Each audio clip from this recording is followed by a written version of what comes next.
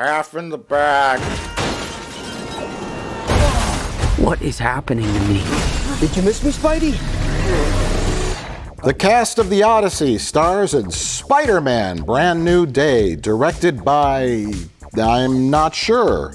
But whoever he was, he understands superhero movies. Or was it the collective team of writers and story editors? Or maybe it was newer, hipper Sony executives, market research professionals, previs artists, or the new AI-powered plot structure narrative compositional department. Whoever really made this movie, be it a singular vision by a sole artist, or a team of people, robots, and lawyers, it worked surprisingly well and was able to simulate human feelings, superhero excitement, and emotions in a meaningful way on screen, which for me hasn't been seen in a long, long time in this endless sea of filthy cape shit.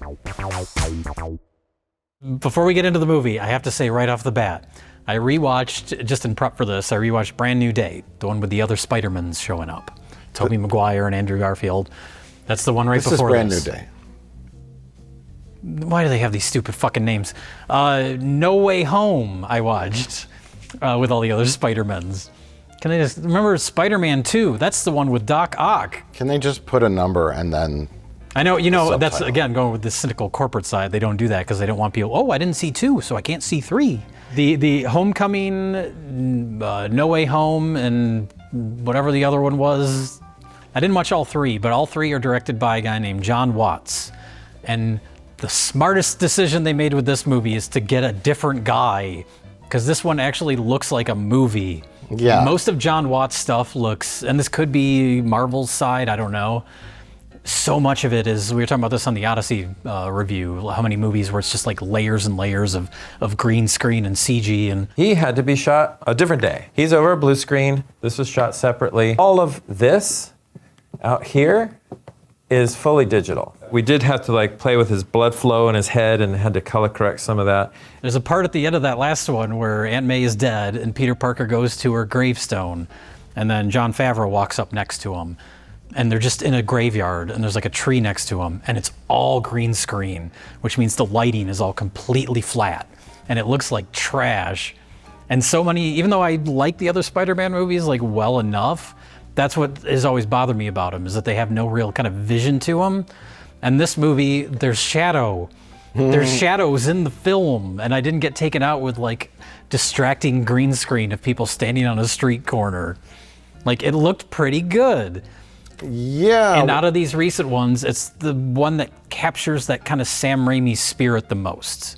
This felt like it was influenced more by Sam Raimi's Spider-Man than the previous MCU Spider-Mans. Yeah. Thinking back to superhero movies that just popped in my memory, this may have been my most favorite one since Spider-Man 2. It had specifically Spider-Man movies. Maybe in general, because I remember Spider-Man 2 a lot, and you feel for the Spider-Man character and the Mary Jane relationship and his struggle, the dichotomy that he has to deal with in his life and all that. And that the conflict between Peter Parker and Spider-Man. He's torn in different directions. And this had little touches, little sprinkles of Sam Raimi-ness in it, but at the same time it had sort of a darker tone. And I loved that he had the costume. It wasn't that stupid nanobot. The Tony Stark Iron Man Jr. suit. Yeah. I hate that. This was a reset for the whole thing. It was very much a reset. And going back in my memory, I think of those. Well, I mean, his first appearance, the Tom Holland first appearance, was in Civil War. Yes. And I think that's why I always had a disconnect. I might have mentioned this before, but with Tobey Maguire, you see him from the beginning and all that, and the Civil War, Tony Stark just shows up at his apartment. He's like, I heard there's a Spider-Man. Mm-hmm. Come on and join me, kid. And he's like, I'm only 6. I'm just I don't know, Mr. Stark. And I'm like, who? I'd never felt connection with the Tom Holland Spider-Man, but this was very much a reset. It kind of felt more in tune with him as Spider-Man than I did. And yes, that is the Spider-Man character. He quips and he's sarcastic and he's a teenager and yada, yada, yada. I know that. But you got to have that angst too. But there needs to be those movies always felt very disposable to me. They're good, they're fun, but they're not memorable. Mm-hmm. And this, aside from the cast, I think all the actors are good. In oh, all sure, those sure, movies. sure. But as far as like the plots and again, like I mentioned, the direction, the way they Villain look. of the Week, and this one was, and then they have these superhero movies have the capacity of feeling overstuffed and laborious at times, and this one was stuffed, but all the stuffing worked out well and was in the right places for me. Yeah, I could have done without Florence Pugh. That was like one step too far, where it's like, we got all these other characters showing up, like, we don't need her. She's just an exposition scene. Oh, sure, but it felt like, yeah, we got to put her in there, and then we have the Hulk in here, and then we have the Punisher. But what I was surprised by, because then they also have the villain plot, which I was like genuinely intrigued by. It's like, oh, this weird body hopping kind of possession thing. I didn't see the trailer for this. And then this was like my favorite one out of all of them because I did not expect, I mean, I guess I should have in hindsight, considering what's coming later this year, but I did not expect the particular villain to be who it is. Spoiler? Well, we'll get into spoilers in a little bit, I guess. We'll talk a little bit more People probably know. But yeah, tying in, because the end of the last movie, to save the world, Peter Parker has to have Doctor Strange cast a spell that makes everyone forget that Peter Parker exists. So then you're going into this movie where he doesn't have his girlfriend, he doesn't have his best friend, he's completely alone. And I was like, oh, I'm curious how they're going to deal with that. And not only did they handle it in a way that was a lot more mature than I was expecting, they didn't do a cop-out. It was handled pretty well, and not like wrapping everything up in a neat little bow. So I appreciated that, but then to also have that aspect of Peter Parker feeling so alone and conflicted tie in with the villain's motivation. It's about discovering that even though you feel alone, you're not truly alone. Sure, and that's, I mean, you can say it's corny or whatever. It's not about family. It isn't about family, thank God. And that's what's so powerful about it. And it's not about trauma. Every movie now is about family or trauma or family trauma. It's a little trauma, but it's more complex than just basic trauma. And then it's not just villain of the week wants revenge. I mean, our villain wanted to find answers, which kind of turned into revenge. But spoiler alert, the villain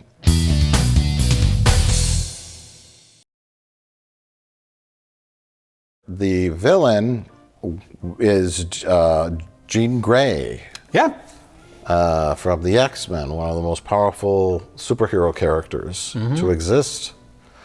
And she is a young Jean Grey, played by Sadie Sink from that program called Stranger Things. Yes, yes. Sadie Sink sounds like a comic book character name. That's true. I'm sure that's a stage name. It's a great stage name. I have no idea. Like Peter Parker.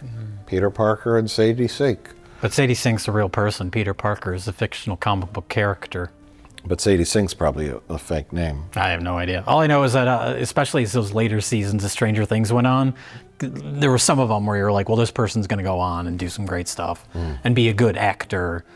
She's the best part of that stupid whale movie where Brendan Fraser is the fat clown. That was a Marvel movie. That was a young Jean Grey before her powers kicked in, and she was dealing with the Blob. Oh, okay. The movie is secretly an MCU part film. Of the MCU. Okay.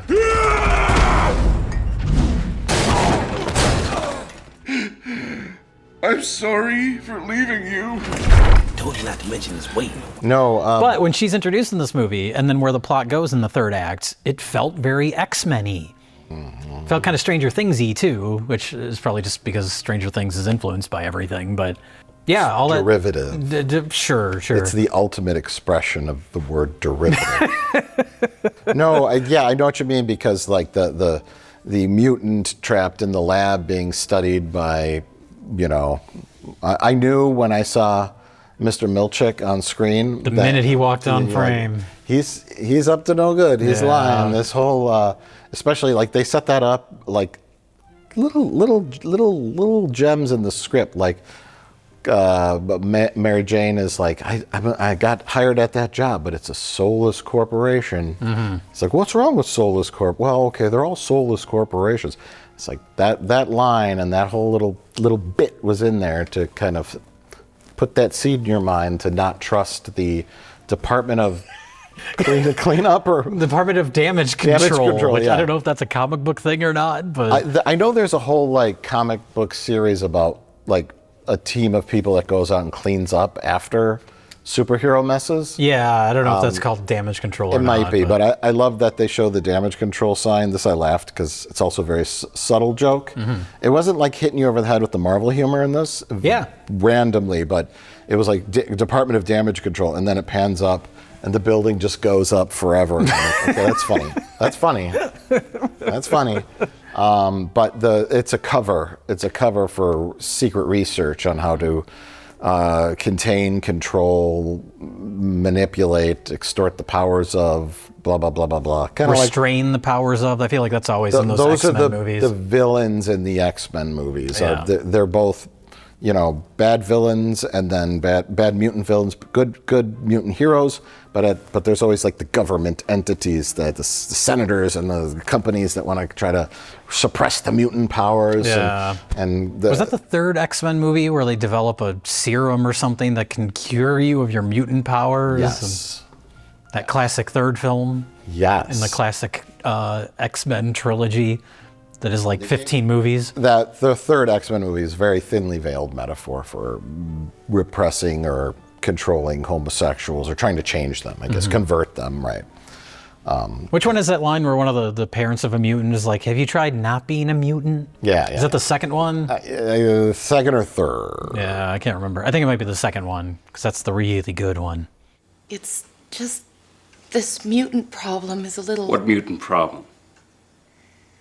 I have not watched any of those movies in a really long time.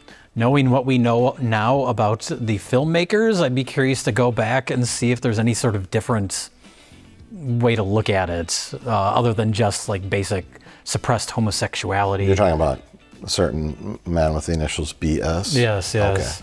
Yeah, maybe. I don't know if there's, because I know the commentary track for the first movie. A lot of handsome boys in all those movies. In all of that guy's films, but the commentary track for the first movie, I know it's Bryan Singer, and then for some reason, for no reason, a guy who had nothing to do with the movie is also on the commentary track. Just a very good friend of his by the name of Brian.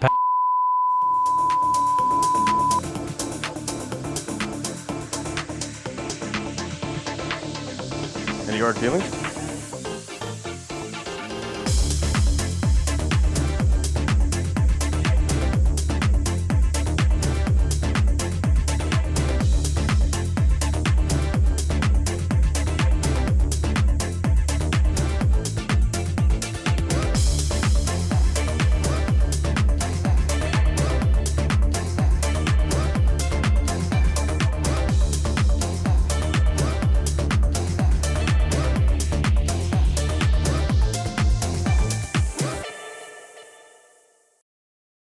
I think that that era of the X-Men's done. Well, I don't sort think- of. Well, sort of. They're I guess. coming back for Doomsday. They got to keep dredging them up. Some of them are. So Patrick Stewart and Ian McKellen is, and what's his face is Cyclops. James Marsden, yeah. Yeah, I know they didn't ask Famke Janssen back. Mystique's back too. Which Mystique? Rebecca Romijn. Oh, okay. Really? Yeah. Oh, I didn't know that.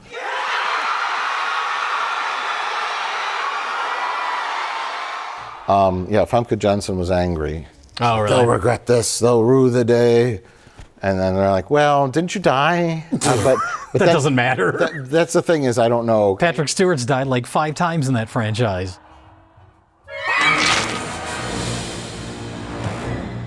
That's the most convoluted franchise. The multiverse stuff starts to confuse me because I haven't kept up on this. Maybe when that movie with Doctor Doom comes out, at the end of the year, I'll like try to watch all these Marvel movies to try to kind of like, or I don't even want to see that. This movie, I really like the Spider-Man movie. I'm like, This felt like a complete movie. Yeah. It had little Easter eggs and little characters from other franchises, but they're all, like, I've never seen anything with the Punisher before. But just through pop culture, I know who the Punisher is. I know John Barenthal's played him before.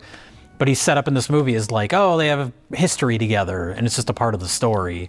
So I liked that. It didn't feel like they were trying to shoehorn in setups for future movies. There wasn't even a mid-credit scene. no. It was just a movie. Yeah. They threw in Punisher, like just random like vigilantes that Spider-Man encounters, because he had a good 5-year stretch where he was just like working as Spider-Man. Yeah.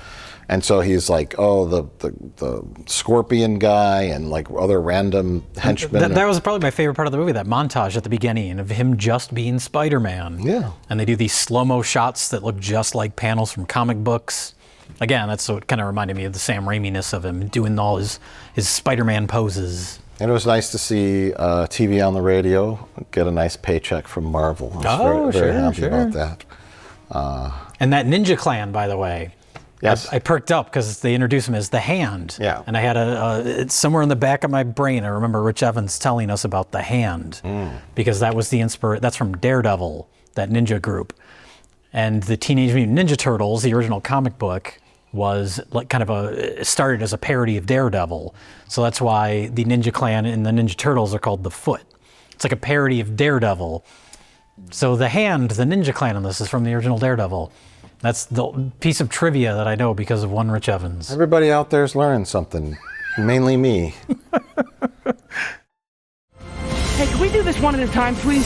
You're the only one who can defeat it. But that fight, he has a fight with them later in the movie. And that was a great fight. It was like well choreographed. It was well executed. I didn't feel like everybody was just on a green screen constantly. Yeah. It had like weight to it. Yeah. Well, not just like the clock's ticking, he's got to save somebody weight, but they deal with that inner, one of the major plot things in this is his spider DNA is overtaking his human DNA because of external forces like anxiety and stress and emotional problems that he's dealing with. It's a metaphor for maturity and growing up. Yes, he's evolving too, much like Jean Grey evolves. Did we say Jean Grey was in the movie? We did. I forgot. We talked about the X-Men for like 15 minutes. I don't remember if we did spoilers or not, but yeah, and it kind of reminded me of that the Tobey Maguire Dark Spider-Man, but I think that was with Venom, right? Venom had him or something, but this is more like, I like that the DNA was like changing, and once he becomes more arachnid DNA controlled, he becomes more powerful, and then that he switches to the organic web shooters. Yes. Because that's always a thing. I know Rich Evans doesn't like the organic web shooters from the purist thing. Tobey Maguire movies because it's kind of gross and weird. So you like make your own web fluid in your body?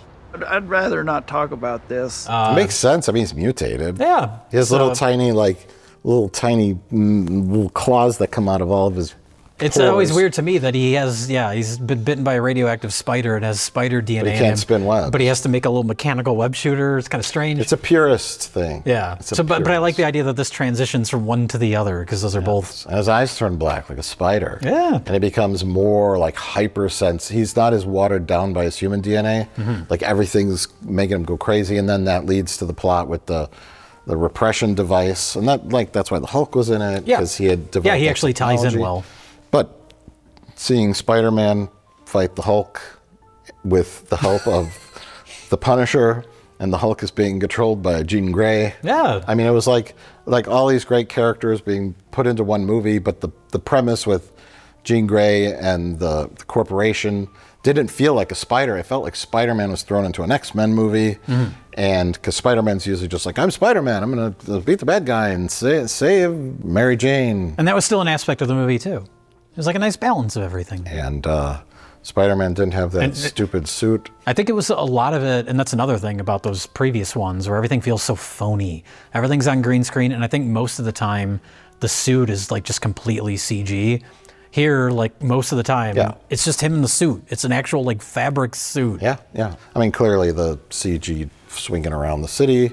It always kind of looks the same. It hasn't really evolved much. Yeah. And then the opening of the movie, I was like, first 10 minutes was mildly put off because they've been running those ads with the Samsung Galaxy phone, and it's like Tom Holland's in the ads. He's like, I've got to use my Samsung Galaxy phone to find bad guys, and wow, and that's the one that folds in half. And then the cop lady that he communicates with has one.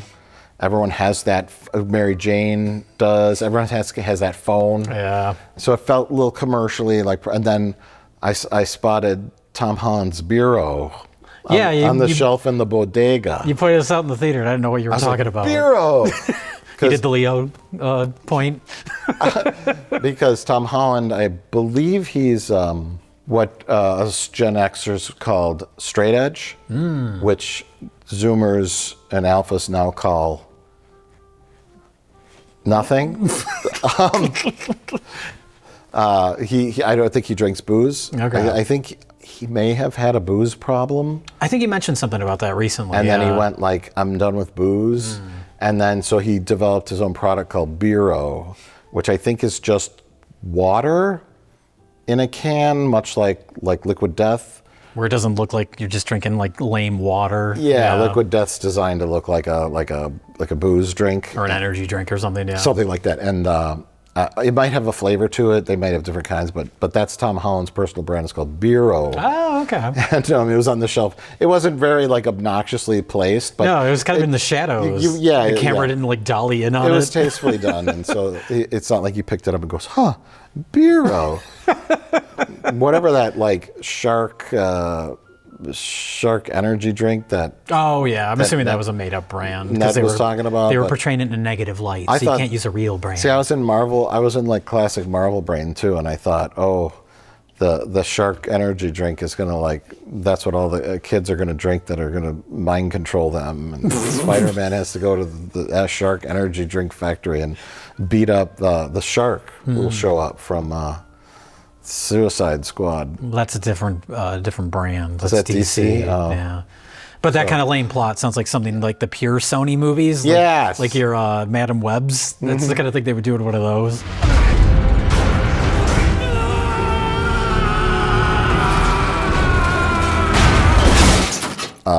But yeah, no, this was a fun little mystery adventure. The body jumping person, I didn't know what that was until he said her name, and I was like, oh, neat. Huh. And in the end, they show Jean Grey, and she's on a bus, and the bus is driving through what appears to be rural upstate New York, going to you-know-where. Canada? No. But that's something I wanted to mention. Like, and Rich and I have talked about this, I don't remember which video, but we were saying, like, Marvel needs to take a break from all these characters. They're bringing back Captain America, Steve Rogers, blah, blah, blah. Maybe make an X-Men movie. Take a little break from all these characters. And this new Spider-Man movie is predicted to make like $100 gazillion this weekend. Like an insane amount of money. And I think it's because it's been 5 years since the last Spider-Man movie. People missed him. Sorry, you were going to say take a break? What? Well, that's what I mean. They took a break from Spider-Man. I know there's been other Marvel products, but there hasn't been a Spider-Man movie in like 5 years. Mm-hmm. So you build up an anticipation when he comes back. The year that Guardians of the Galaxy 3 came out, that was like the only Marvel movie that year that actually like did well financially. Yeah. And that's, I think Spider-Man's in a similar boat where both those franchises are like, well, people just like those on their own. They're not seeing it out of loyalty to Marvel. They're seeing it because they like Guardians of the Galaxy, or they're seeing it because they like Spider-Man. Sure. There hasn't been a Marvel movie other than maybe the Eternals. And then there's that other like Captain Phasma. What's her name? The one that is all-powerful. Brie Larson plays her. Oh, Captain Marvel. Yeah. Yeah, they did the Marvels. The Marvels. That didn't do well. And the Eternals. And that didn't do well. But there hasn't been like a mega disastrous flop like Supergirl. No, nothing that bad. But they've all been like middling, and no one really was excited about the Thunderbolts movie. The Thunderbolts movie was kind of fun. It was a decent movie, but it didn't do great. Yeah. That's why doing the Doomsday movie feels like such a desperate attempt. We're bringing back all the ones you like. We're bringing back all the X-Men that you like. It just feels so desperate in a way that this movie doesn't, and that's what I liked about it. Is it just feels like a Spider-Man movie. Yeah. It feels like it's a solid like superhero movie. That's because it's about like Spider-Man. It's about secret identity, like protecting those people you love. Because there's a lot of talk about him taking his mask off. And a lot of times with the Marvel stuff, it's just about them fighting the bad guy, and this is just a little more introspective. The humanity gets lost. Yeah, there's more. And it humanity. has all those. I love those little Sam Raimi moments of him just having little interactions with just like bystanders on the street. You okay, kid? Yeah, you're okay. See you later. That's Spider-Man to me. Like that's what I think of in all those Sam Raimi movies. Yeah. And this movie has those little moments. There's a part when he's leaving the office of the Severance guy, and there's the two guys guarding the vaults. Milchick, yeah. But there's those two guys that are guarding the big vault door, and as he's walking by, he's just like, "Hey, you guys are doing a great job," and just like little Spider-Man moments. Yeah, because he's your friendly neighborhood Spider-Man. Little touches of humanity that kind of elevated it. Yeah, but he's also, he's pining for his lost love, MJ, who he can't have. So there's some emotional weight there, and it's good. It's good. It's about more than the bad guy. I didn't know we'd be targeting teenagers. They're teenagers now, but in the future, they have powers, and they will try to destroy me. I will not give up everything I've built and have my life cut short. It's a pretty good Spider-Man movie. That's a very good Spider-Man movie. Yeah. In terms of a movie that's a Spider-Man movie, to me, it was a very good Spider-Man movie. Yeah, when I was watching all the other ones were pretty good and fun and watchable. Well, they're lacking that grounding of, like you're talking about the suits, like it feels like an Iron Man Jr. suit. That's what stood out to me in rewatching the last one. It's like it's all CG, and you can do all these like amazing tech things, and you can grow extra arms out of the back of the suit. It's boring. Yeah, it's boring when he can do anything. I like when he's just Spider-Man in his little spandex suit. It rides up in the crotch a little bit, too. Maybe it's strange that the Punisher is used mostly as comic relief in this, like the way he's presented. I don't know how accurate that is to how he is on his own show or whatever. I have no clue. It's probably not accurate at all. But the Punisher is like, he's the dark, brooding, violent character. So having him mainly be comic relief is kind of strange, but I didn't mind it in this movie. I think they know that the Punisher property is maybe not all that valuable in the grand scheme of things. That's why he's a streaming show, not a movie. Yeah. I don't know if the streaming show is a success or not. I mean, there's multiple seasons of it.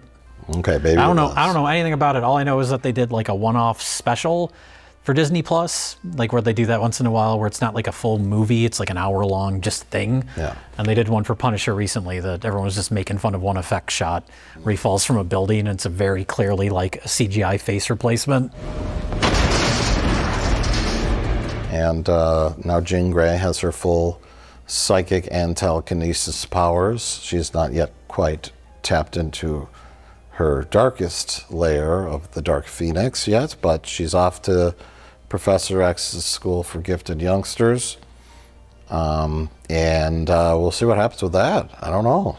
Just make an X-Men movie. Don't have it tie in with anything else. That's their plan after Doomsday. It's got to be. Like some sort of giant reset? They have to. Because it's like the X-Men, if they establish that Jean Grey is, 16, 17 years old, whatever old she is in this, and then they have an alternate universe Professor X that's young and not Patrick Stewart, and then you can kind of just sort of like pass that torch, because Chris Evans and like Mark Ruffalo's looking grandpa aged. I like that the Hulk had gray hair. Yeah. And then you got Thor and these characters that have been around for like 20 years now. Close to it. Yeah. And so they're like, so you can, kind of. I think that's what they were originally trying to do after Avengers. Yeah, after Avengers Infinity War. I think that's what they were trying to do, but they introduced all these lame characters that nobody really liked. I think the Doctor Doom thing will be like a big farewell tour for all these. I mean, I know that's been said before. Well, that's what Infinity War was supposed to be. I know, but then they tried to bring about other characters, and no one wanted that. Everyone wanted Thor and Captain America and Iron Man and all the big famous ones. So they're going to bring them back, and then they're going to, instead of a hard, like, cold turkey, no more. Mm-hmm. Iron Man's dead. Captain America's dead. Thor's fat. Fuck you. Fuck all of you. Here's everyone's favorite, Captain Marvel. You better like it or else. Yeah. Here's, I don't know. Shang-Chi. Here's things you barely know. You better like it or else. Mm-hmm. And then now, like, okay, we'll do this more gently. Yeah, maybe. We're gonna have Captain America come back, or there's rumors that he's playing somebody else. Like he's evil or something? Some other superhero, no, not Captain America. Robert Downey Jr. is playing this X-Men. Oh, okay. And this new X-Men movie, maybe Thor will show up for 5 minutes. And so it's like weaning you off the heroin. Instead of going cold turkey and like screaming in your heroin cell, like what's his face in Ed Wood. Oh. I don't want Captain Marvel. You titrate the doses of Suboxone until you're off the H, and then you could kind of ease into new characters and new. So they're taking advice from the Betty Ford Clinic here, Jay. They cut everybody off, and everybody started sweating and vomiting and screaming while tied to their hospital bed. Okay. And the results were not good. So now they're putting that they're tying everybody off. They're putting it back in slowly, and then it's a smaller amount. Then they're going to wean you off it a little gentler, more gentle. Okay. And kind of like try to reset slower this time because it blew up in their face.